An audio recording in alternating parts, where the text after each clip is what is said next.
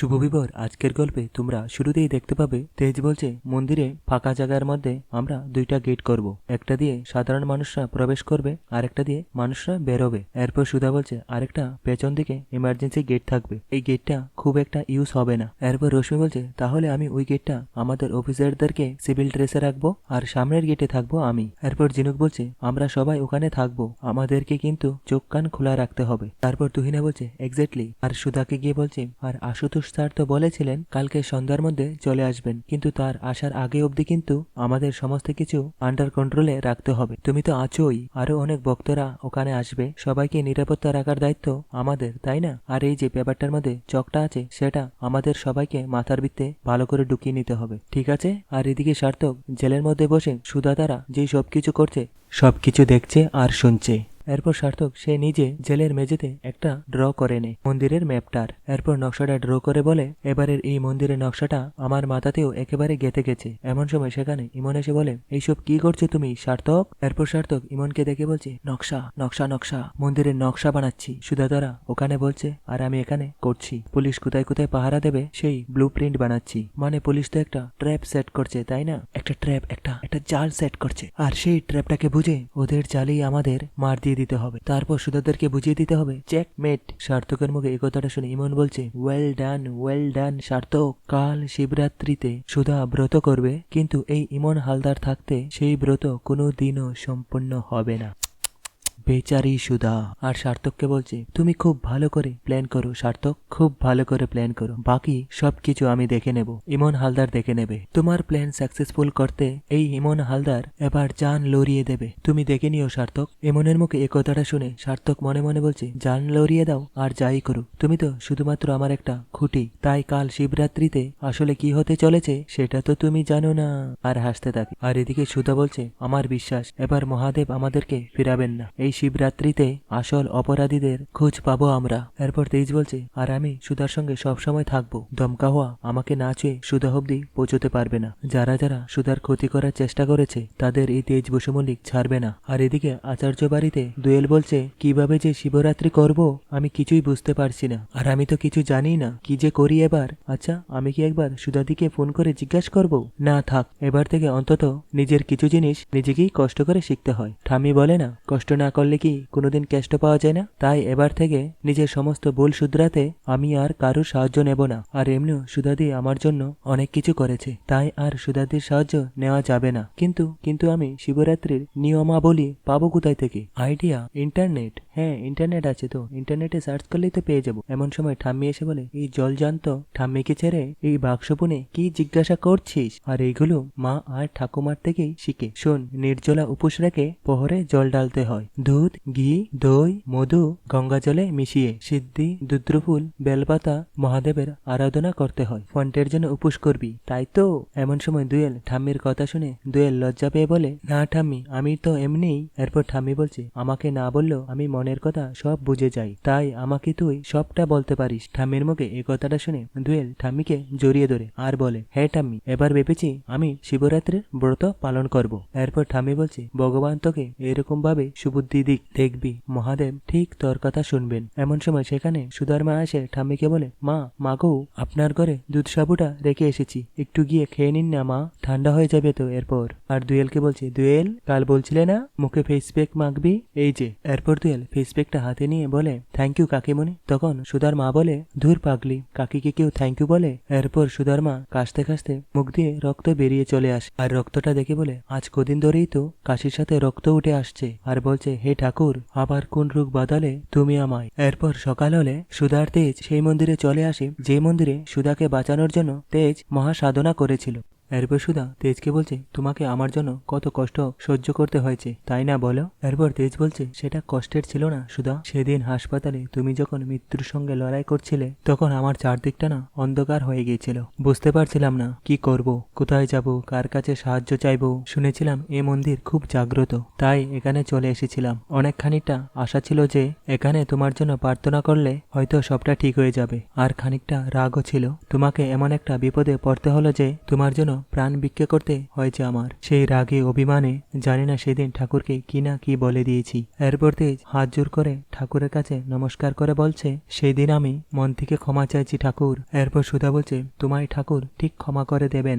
আসলে কি জানো তো, উনি আমাদের সব কথা শুনেন, সব কিছু দেখেন, আর তারপর ভক্তের নিষ্ঠা আর ভক্তির ফল দেন। তাই তো উনি আমাদের বিপদে সবসময় আমাদের পাশে থাকেন, কখনো আমাদের খালি হাতে ফিরান না, আর কখনো ফিরাবেনও না। আমি স্বপ্নেও ভাবতে পারিনি তেজ যে আমাকে কেউ এতটা ভালোবাসতে পারে। তেজ, আমি ঈশ্বরের কাছে চাইবো প্রতিটা জন্মে যেন আমার জীবনে তোমাকে যেন আমার জীবনে সঙ্গী হিসাবে পাঠায়। এছাড়া আমার ঈশ্বরের কাছে আর কিচ্ছু চাওয়ার নেই, বিশ্বাস করো। আর এদিকে আচার্য বাড়িতে দোয়েল বলছে, কাকি ও কাকি, আমি মন্দিরে চললাম গো।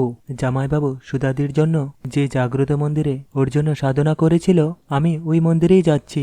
আমরা একসাথেই পুজো দেব, আসছি গো। এরপর সুধার মা বলছে, দোয়েল দাঁড়া দাঁড়া, একটু দাঁড়া। আর দোয়েলকে কিছু টাকা দিয়ে বলছে, মহাদেবের মন্দিরে এই দক্ষিণেটা দিয়ে দিস বাবাকে। এরপর সুধার মা যখন কাশছে, এরপর দোয়েল বলছে, তুমি এভাবে কাশছো কেন কাকিমা? আমি জল এনে দিই, দাঁড়াও। এরপর সুধার মা বলছে, আমার কিচ্ছু হয়নি, ঠিক আছে, একটু কাশি হয়েছে, ঠিক হয়ে যাবে, লাগবে না জল। এরপর দোয়েল বলছে, তুমি সত্যি করে বলো তো, তোমার শরীর ঠিক আছে তো? এরপর সুধার মা বলছে, সত্যি করে বলছি মা, আমি একদম ঠিক আছি, তুই আর দেরি করিস না, বেরিয়ে পড়, এরপর দেরি হয়ে যাবে রে মা। এরপর সুধার মা কাশতে কাশতে মাথা ঘুরিয়ে পড়ে যাচ্ছিল। এমন সময় মৃণাল এসে সুধার মাকে ধরে ফেলে। এরপর মৃণাল বলছে, কাকি কি হয়েছে? এরপর সুধার মা বলছে, কিছু না কিছু না। এরপর মৃণাল বলছে, কিচ্ছু না মানে? তখন সুধার মা বলছে, কিচ্ছু না, একটু মাথাটা ঘুরিয়ে গেছে। সুধার মার মুখে এ কথাটা শুনে অদিতি বলে, মাথা তো ঘুরে যাবেই, সারাদিন খাওয়া নেই দাওয়া নেই, সারাক্ষণ শুধু সুধা সুধা করে যাচ্ছে, সময় মতন খাচ্ছে না, সময় মতন ঘুমাচ্ছে না, সব কাজ একা হাতে করতে হবে। এদিকে সুধাকে দেখো, বড়লোক বাড়িতে একেবারে রাজ রানী হয়ে বসে আছে। এরপর মৃণাল বলছে, অদিতি একটু চুপ করবে তুমি? রোজ একবার করে সুধার নামে 4টে বাজে কথা না বললে তোমার পেটের ভাত হজম হয় না নাকি? এরপর অদিতি বলছে, না হয় না। এরপর সুধার মার কাশিটা আরো বেড়ে যায়। এরপর কাশতে কাশতে মুখ দিয়ে রক্ত বেরিয়ে যায়। আর সেই রক্ত দেখে মৃণাল বলছে, এই কি রক্ত কিসের? তখন দোয়েল বলছে, কি হয়েছে কাকির? আর এদিকে মন্দিরে সবাই শিব ঠাকুরের পুজো নিয়ে ডেকোরেশন নিয়ে সবাই ব্যস্ত। এরপর সেখানে ঠাকুর মশাই আসলে সুধা বলছে, তেজ ঠাকুর মশাই এসেছে। এরপর তেজ আর সুধা যখন ঠাকুর মশাইকে প্রণাম করতে যাবে, তখন ঠাকুর মশাই বলছে, না না না না বাবা, ঠাকুরের সামনে কারোর পায়ে এইভাবে হাত দিতে নেই, তবে আমার তরফ থেকে একটা ধন্যবাদ তোমাদের প্রাপ্য, এত বড় শিবরাত্রির উৎসবটাকে স্পন্সর করার জন্য আর সুধামার এরকম নিষ্ঠাবরের সমস্ত আয়োজন করার জন্য আমি তোমাদেরকে ধন্যবাদ জানাচ্ছি। দেখো এবারের পুজো খুব ভালো হবে। ঠাকুর মশাইয়ের মুখে একথাটা শুনে তেজ বলছে, আরে এটা তো আমাদের সৌভাগ্য, এই শিবরাত্রির পূজার তেজ বেকারি আর সুধা ম্যারেজ বেরু যে মানুষ আর ঠাকুরের সেবা করতে পারছে, এটাই অনেক। এরপর সুধা বলছে, একদমই তাই। আর ঠাকুরমশাই আপনি একদম চিন্তা করবেন না, কেমন? এই পুজোয় কোনো ত্রুটি থাকবে না, বুঝতে পেরেছেন? এরপর ঠাকুরমশাই বলছে, এই বিশ্বাস আমার আছে। এরপর সুধা দেখতে পেল যে ডেকোরেশনটা ঠিক মতন সাজানো হয়নি। এই বিচ্ছু, মইটা এদিকে নিয়ে আই। এরপর বিচ্ছু বলছে, হ্যাঁ নিয়ে আসছি, দাঁড়াও। এক দিকটা দেখলে আরেক দিকটা খারাপ করে রেখে দিচ্ছে। উফ, কি করিস না, তোরা নিজেরা দেখতে পারিস না? এরপর সুধা বিচ্ছুকে বলছে, তুই ভালো করে মইটা ধর, আমি উপরে উঠে ফুলগুলো লাগাচ্ছি। আরে সুধাদি, তুই কেন উপরে উঠে এইসব কাজ করতে যাচ্ছিস? তুই নিচে নাম না। আরে একেই তুই উপোস করে আছিস, মাথা ঘুরে পড়ে গেলে কি হবে, তুই নাম তো। এরপর সুধা বলছে, আমার উপোসের অভ্যাস আছে, বুঝতে পেরেছিস? আমরা হলাম মেয়ে মানুষ, আমাদেরকে ওইভাবেই তৈরি করা হয়। এরপর তেজ সুধাকে ময়ের উপরে দেখে বলে, সুধা তুমি ময়ে উঠেছ কেন? নিচে নামো, এক্ষুনি নামো। সুধা, আমার কিন্তু আজকে অনেক কাজ আছে, তোমাকে ক্যাচ করার জন্য এখানে দাঁড়িয়ে থাকতে পারবো না, নেমে এসো। এরপর সুধা বলছে, কি? তুমি এদিকে এসো, আমার সামনে আসো। তোমাকে কে বলেছে শুনি যে আমি পরে যাব? কে বলেছে? তুমি এখান থেকে যাও তো, আমার সাথে কথা বলে আমার মনের সংযোগ নষ্ট করো না, যাও এখান থেকে। আর আগেরবার না তোমার জন্য আমি পরে গিয়েছিলাম। তখন তেজ বলছে, একদম মিথ্যে কথা বলবে না, আমার জন্য মোটেও পড়োনি তুমি নিজেই বকবক করছিলে, তারপর পরে গিয়েছিলে, আর তারপর আমি পরে গিয়েছিলাম। তেজের মুখে এই কথাটা শুনে সুধা বলছে, এই দাঁড়াও, তুমি পরে গিয়েছিলে মানে? এরপর তেজ বলছে, তোমার প্রেমে? এরপর সুধা বলছে, একদম আজে বাজে কথা বলবে না, যাও তো তুমি এখান থেকে। এরপর তেজ বলছে, হ্যাঁ যাবো, তোমাকে নিয়ে যাব, এই জন্য বলছি তুমি নামো, নিচে নামো।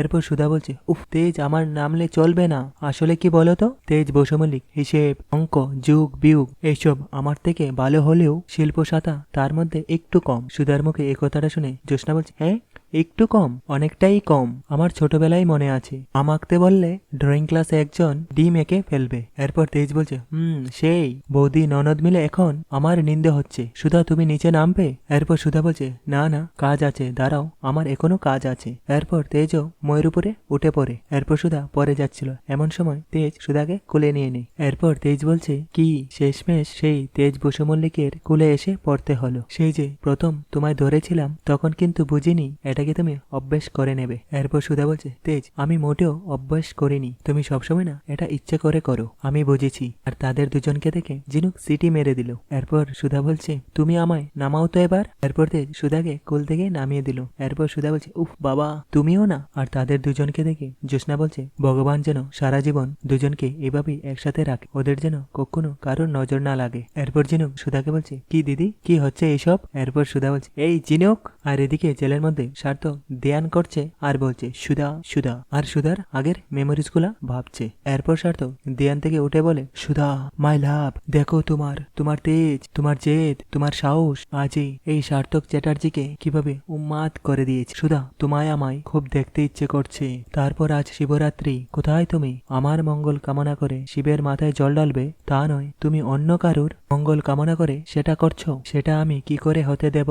আচ্ছা যদি তোমার দ্বিতীয় স্বামী তেজ যদি না থাকে তাহলে কার জন্য পুজো করবে? ওই শিবের মাথায় জল ঢালবে? কারণ আজকে এই সার্থক চ্যাটার্জি আমি এমন একটা কিছু করতে চলেছি যেটা একেবারে কাচের মতন স্বচ্ছ করে দেবে যে সুধার জীবনে শুধুমাত্র সার্থক চ্যাটার্জি থাকবে। আর এদিকে তেজ ইন্সপেক্টর রশ্মিকে বলছে রশ্মি এখান থেকে সোজা পুজোর জায়গাটা দেখা যায়, একটু পরে যখন ভিড় বাড়বে তখন মহিলারা লাইন দিয়ে জল ঢালবে, তো আমি এখানেই দাঁড়িয়ে পুজোর জায়গা আর বাকিদের উপর নজর রাখ, এটাই আমার পজিশন। তো তখন রশ্মি বলছে হ্যাঁ হ্যাঁ একদম, আর সামনের ইন্টার্সে থাকবো আমি, পিছনে ইন্টার্সে থাকবে ছদ্মবেশে যান। এরপর তেজ বলছে যান? তখন রশ্মি বলছে না না ফন্টে। এরপর বিচ্ছু এসে ইলেকট্রিক ম্যানকে বলে বলছি কাকা সবকিছু ঠিক আছে তো? ঠিক আছে তাড়াতাড়ি করো, সময় নেই আমাদের কাছে। ইলেকট্রিক ম্যান হিসেবে কাতলাদা ছদ্মবেশে সেজে এসেছে। এরপর কাতলাদা মনে মনে বলছে সব ঠিক তো থাকতেই হবে, তবেই না তোমাদের সবার চোখের ধুলো দিয়ে আমরা চট করে নিজেদের কাজটা করে বেরিয়ে যাব।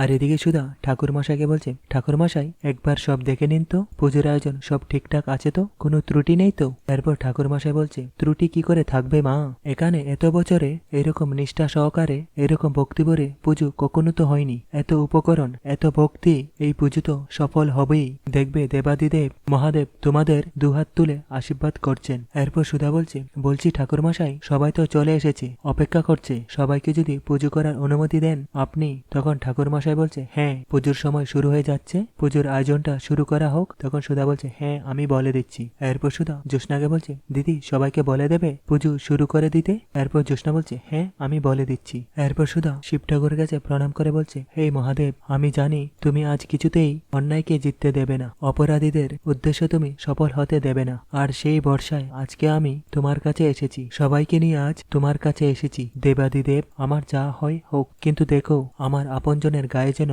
একটা আঁচও না আসে, রক্ষা করো মহাদেব। আর এদিকে কাতলাদা তুই নাকি ফোন করে বলছে কাজ হয়ে গেছে ম্যাডাম, আমি লাইট সাউন্ডের কাজ করার ওচিলাই স্পাই ক্যামটা লাগিয়ে দিয়ে এসেছি, এবার এখানে যা যা হবে সবটা দেখা যাবে। এরপর তুহিনা বলছে গুড, এবার খেয়াল রেখো কেউ যেন সন্দেহ না করে তোমাকে, রেশমির উপর সবসময় নজর রাখবে, আজকে কিন্তু যেভাবেই হোক ওকে আমার চাই। এরপর কাতলাদা বলছে কোনো চিন্তা নেই ম্যাডাম, এই কাজটাও হয়ে যাবে। এরপর কাতলাদা সেখান থেকে চলে যাচ্ছিল, তখন ইন্সপেক্টর রশ্মি বলছে এই দাঁড়ান, আপনাকে তো চিনলাম না, দেখে তো পুজো কমিটির লোক বলে মনে হচ্ছে না, তাহলে আপনি এখানে কি করছেন?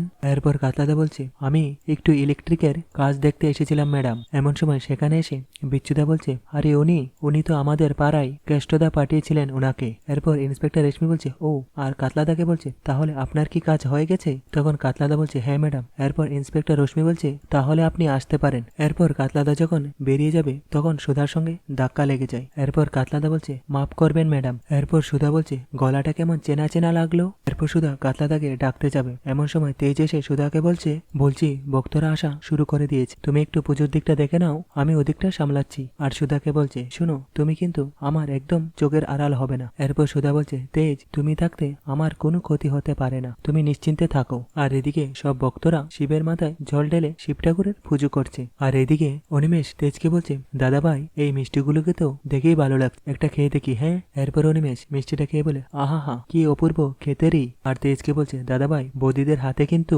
জাদু আছে, এটা কিন্তু মানতেই হবে। এত সুন্দর মিষ্টি আমি কখনো খাইনি। এই দাদাভাই তুই একটু খা না। এরপর তেজ বলছে, না না না, আমি খেতে পারবো না। এরপর অনিমেষ বলছে, সেই কি, কেন রে? এরপর তেজ বলছে, উপোস আছে আমার। তেজের মুখে এই কথাটা শুনে অনিমেষ বলছে, হ্যাঁ উপোস? এই আজকের দিনে মেয়েরা উপোস করে তো, তোর আবার কিসের উপোস? এরপর তেজ বলছে, কেন, অসুবিধা কি আছে? শুধু আমার মঙ্গলের কথা ভেবে নির্জলা উপোস রেখেছে, আমার নামে পুজো দেবে, এত কষ্ট করবে, ও যদি পারে তাহলে আমি কেন পারবো না? এই কথাটা শুনে সমুদ্র অনিমেষকে বলছে, এটাকেই প্রেম বলে, বুঝলি? দাদাভাইয়ের মতন ভালোবাসতে আমরা কেউই পারি না, এটা কিন্তু শেখা উচিত। এমন সময় সেখানে বিচ্ছুদা এসে বলে, আমার সুধাদি সত্যি ভাগ্য করে এরকম একটা বর পেয়েছে। বলতে হবে ছোটবেলা থেকে রাখা শিবরাত্রির ব্রত একেবারেই সত্য। আর এই সবগুলো জেলের মধ্যে বসে সার্থক দেখছে আর বলছে, যতই উপোস করো, যতই সাধনা করো, সুধার জন্য কোনো লাভ হবে না, সব বেকার হয়ে যাবে। তেজ, তোর সমস্ত ক্যালকুলেশন, সমস্ত সতর্কতা সব বৃথা হয়ে যাবে, কারণ আজ বিপদ সুধাময়ীর নয়, কারণ আজ বিপদটা